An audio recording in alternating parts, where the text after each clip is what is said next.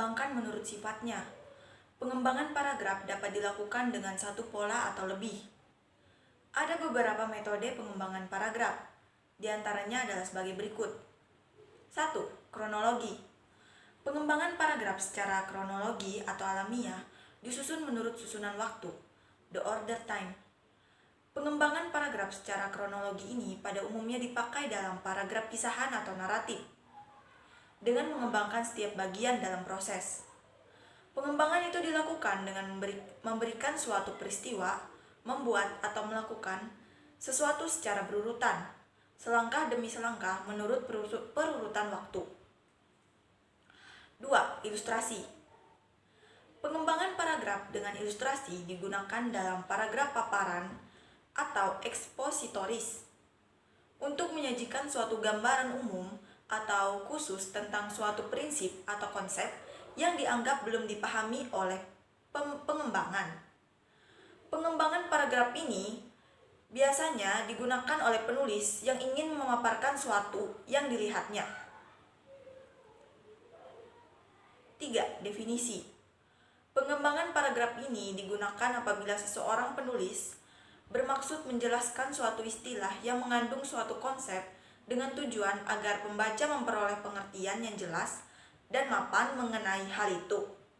Istilah dalam kalimat topik dikembangkan dan dijelaskan dalam kalimat penjelas.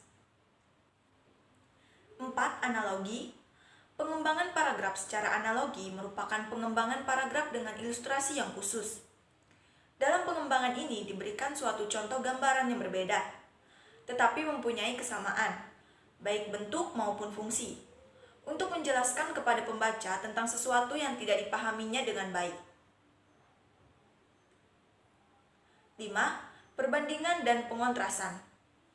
Pembandingan dan pengontrasan atau pertentangan merupakan suatu cara yang digunakan pengarang untuk menunjukkan kesamaan atau perbedaan antara dua orang, objek atau gagasan dengan bertolak dari segi-segi tertentu. Dalam pengembangan paragraf ini, pembandingan digunakan untuk membandingkan dua unsur atau lebih yang dianggap sudah dikenal oleh pembaca. Di satu pihak memiliki kesamaan, sedangkan di pihak lain mempunyai perbedaan. 6. Sebab akibat.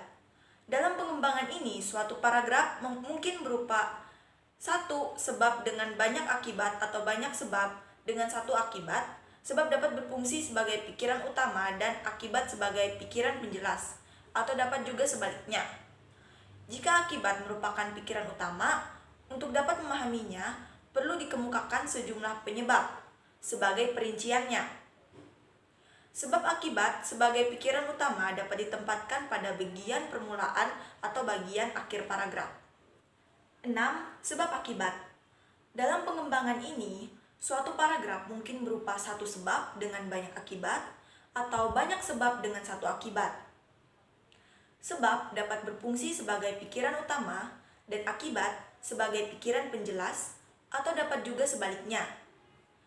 Jika akibat merupakan pikiran utama, untuk dapat memahaminya perlu dikemukakan sejumlah penyebab sebagai perinciannya. Sebab akibat sebagai pikiran utama dapat ditempatkan pada bagian permulaan atau bagian akhir paragraf. 7. Pembatas satu persatu atau contoh. Agar dapat memberikan penjelasan kepada pembaca, kadang-kadang penulis memerlukan contoh-contoh yang konkret. Pengembangan paragraf dengan pembatas satu persatu atau contoh kalimat digunakan untuk memberikan penjelasan kepada pembaca karena gagasan utama kalimat topik masih dianggap terlalu umum sifatnya.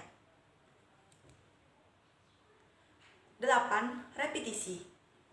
Pengembangan paragraf dengan pengulangan sering digunakan untuk mengingatkan kembali pada pokok gagasan dan menguatkan pokok bahasannya.